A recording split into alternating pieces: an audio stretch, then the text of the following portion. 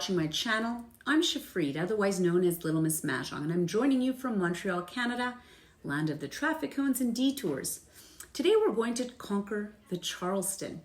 Now, if you're not familiar with the Charleston, you know that beautiful dance or exchange of tiles that occurs before every game of American Mahjong, well, then you probably shouldn't be here.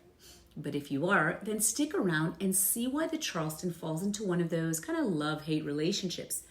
And you guessed it, I'm going to try to sway you to the love side. We're going to address the most common overheard Charleston comments, such as, what direction are we at? And what the heck am I supposed to do with these tiles? Also, who is Ralph and Larry? I have no idea what I'm doing. When can we do the blind thing? Why would you ever stop the Charleston? And also, why are you making a little pyramid? And my personal favorite, worst Charleston ever. All right, enough time wasted. We have lots of ground to cover. Now, first things first, why do we even do the Charleston? Well, you know when the tiles are dealt to you and you kind of look down at your hand and think, what the heck am I supposed to do with all of these random tiles? Well, during the Charleston, we exchange up to 21 tiles between all the players in order to place ourselves at a better vantage point when actually starting the game. It's designed to hopefully provide some help in starting to build a hand and give some direction to take to start your game. Speaking of direction, that is the hottest topic. So let's start with the basics. The Charleston is made up of 3 distinct actions. The first are 3 passes which go right, across, and left pass. The second is also 3 passes, but in the opposite direction. So you go left, across, and right pass. And finally, we have a last pass across, which is coined courtesy or optional. Now we're going to break each one down, so don't stress. We got you. Alrighty, we're ready to start with our first Charleston, which is the right pass, the across pass, and then a left pass. And this series of passes is mandatory in every game of American Mahjong, with one exception, and that is if East has Mahjong with their dealt tiles. Now, it's very rare, but it can happen. And if it does happen, then East would declare Mahjong, and we would simply throw our tiles back into the game and start a new game. So let's look at what it looks like to play in a more typical game where we're going to do our right across left pass.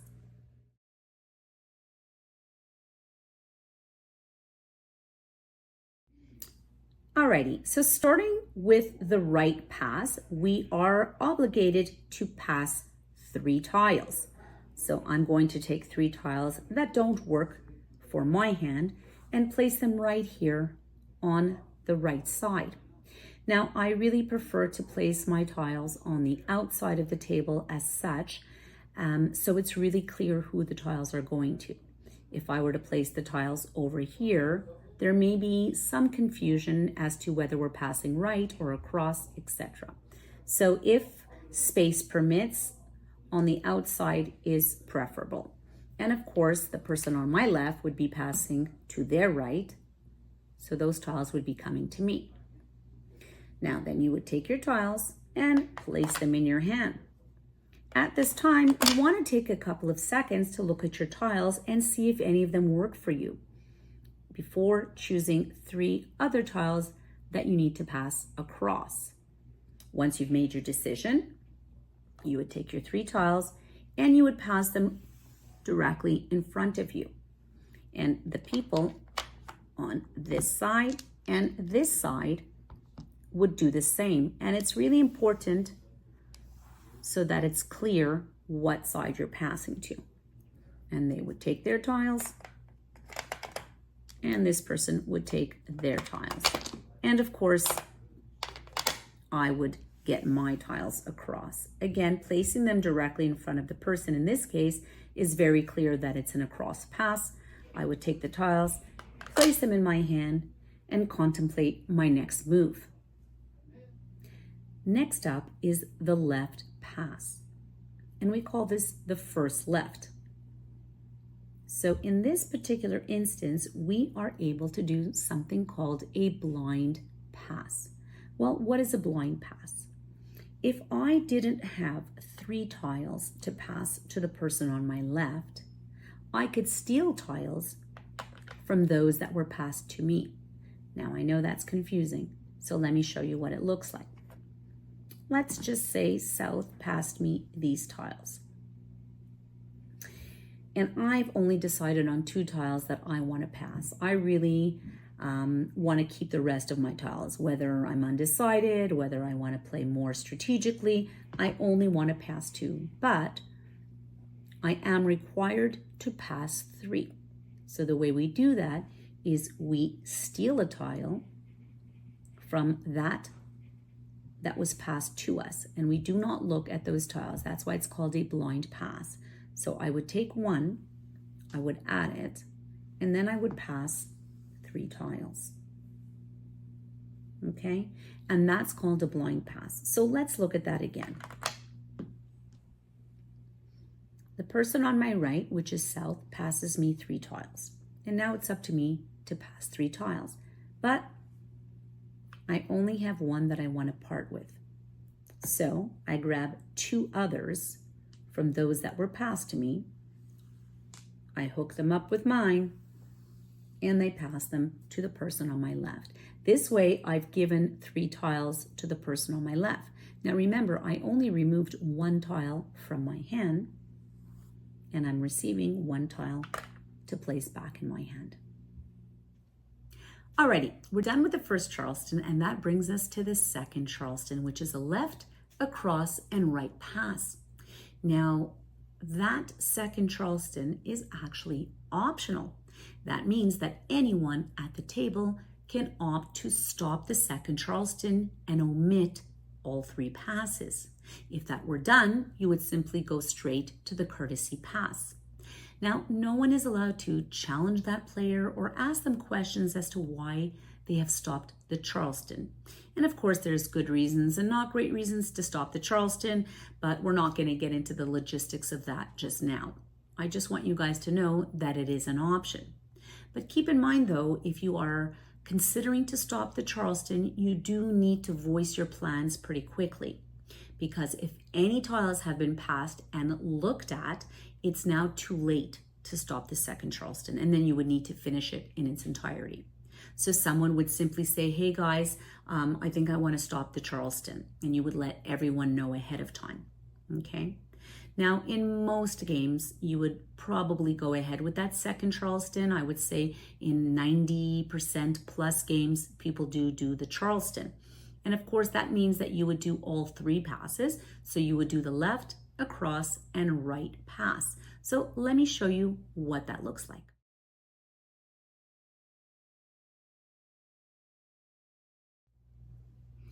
Alrighty, so we're gonna go ahead with our second Charleston, which means we're going to start with a left pass. And we are required to pass 3 tiles. Now, if you remember, our first Charleston was a right, across, left. And now we're starting with left.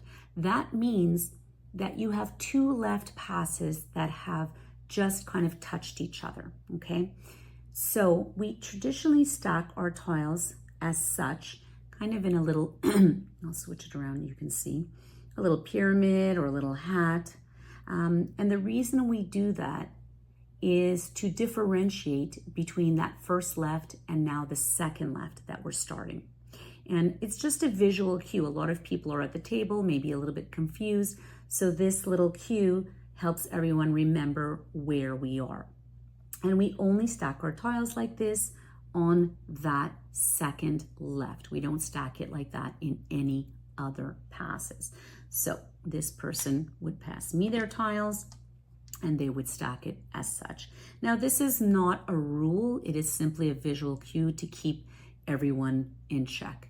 And believe you me, it helps.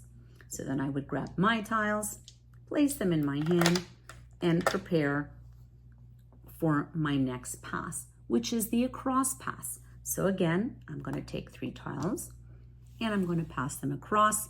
The 2 players on either side of me would do theirs, and I would get my pass back. Again, you are required to do 3 at this pass.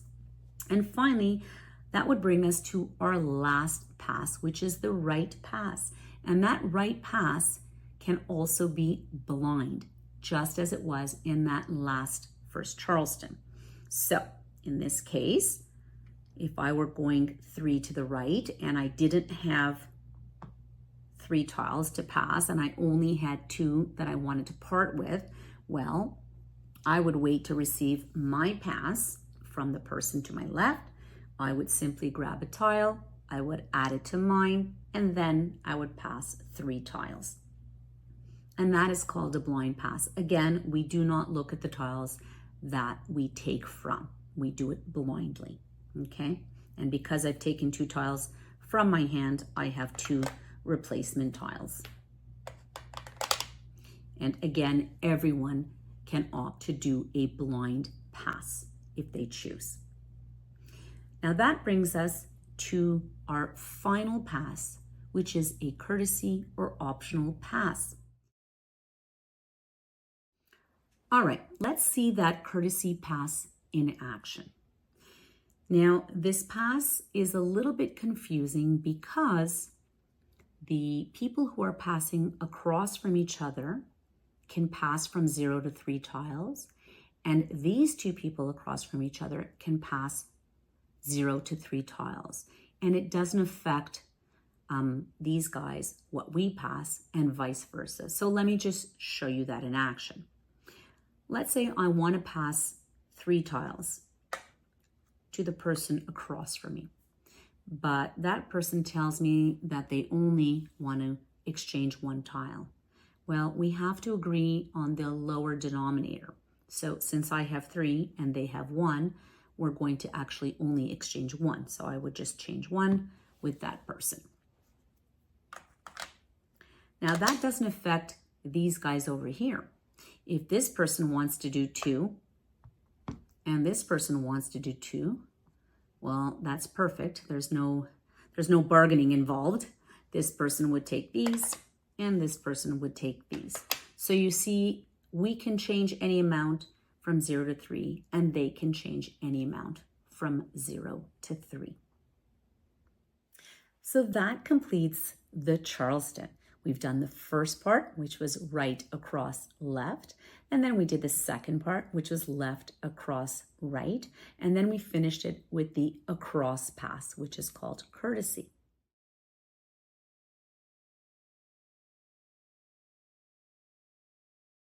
Now, keep in mind, many times you'll hear at the table, wow, the same tiles keep going round and round. And yes, though it is true that sometimes that does happen, what people don't realize is often we're seeing the same tiles multiple times, but we're thinking that it's in there only once and it's making its way around.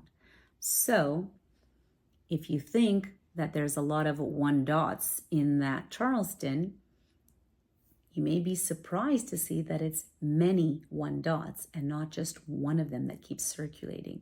And oftentimes when we start the game, we'll see one player after another discarding 1 dot, 1 dot, 1 dot. And it helps us realize that there was actually many of them in that Charleston.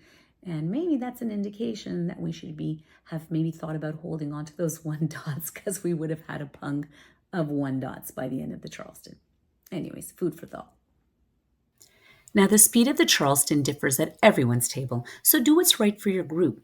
Just try to keep a steady flow so to not drag it on for too long. Now, let's watch a Charleston in action. It's a quick one. Okay, right pass.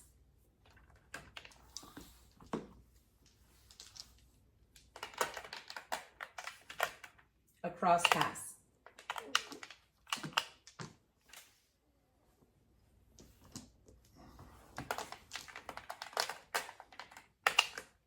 Left pass.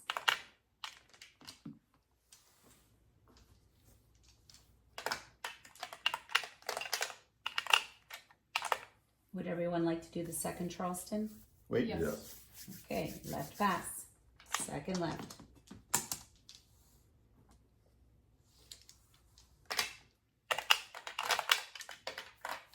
Across pass.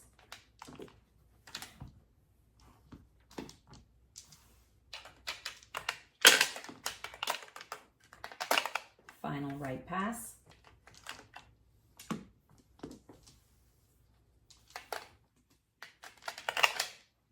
And courtesy pass. How many would you like to exchange? 2. 2? Combien tu veux changer? 3. All right, I'm good with 2. Return.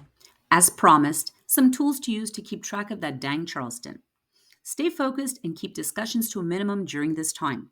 Also, say the passes out loud as you do them, or use a gorgeous mat that has the directions printed right on it, such as that in my video. You can also use a Charleston tracking card or indicator pictured to the right, or simply write RALLARA on a sheet of paper and cross off each pass after you've completed it. I sincerely hope this video helped you conquer the Charleston, and stay tuned for a follow-up video where I'll show you how to choose tiles to keep or pass during your Charleston.